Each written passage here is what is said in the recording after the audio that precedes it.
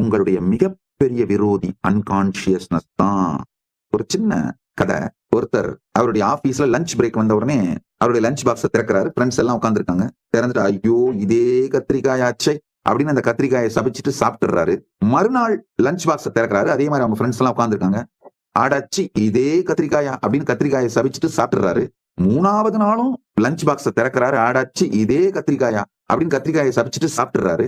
அவங்க ஃப்ரெண்ட்ஸ்க்குலாம் ஆச்சரியம் தாங்க முடியல. என்னையா உங்களுக்கு பிடிக்காத கத்திரிக்காயை உங்க ஒய்ஃப் ஏன் தினம் குக் பண்ணி உங்களை டார்ச்சர் பண்றாங்க அப்படின்னு மெதுவா முணுமுணுக்க ஆரம்பிச்சாங்க. ஆனா அது யாருக்கும் அவர்கிட்ட கேட்கறதுக்கு தைரியம் வரல. இப்படியே ஒரு 4 நாள் ஆச்சு, 5 நாள் ஆச்சு.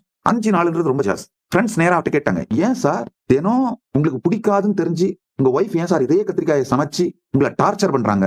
சொல்லுங்க சார். அவர் ரொம்ப பொறுமையா சொன்னாரா, நீங்க வேறங்க, நானே தாங்க சமைக்கிறேன். நல்லா புரிஞ்சுக்கோங்க. சமைக்கிற நேரத்துல நமக்கு பிடிக்காத ஒண்ண சமைக்கிறோன்ற அளவுக்கு கூட கான்சியஸ்னஸ் இல்லாம இருக்கிறது இருக்கிறத எதையோ ஒண்ணு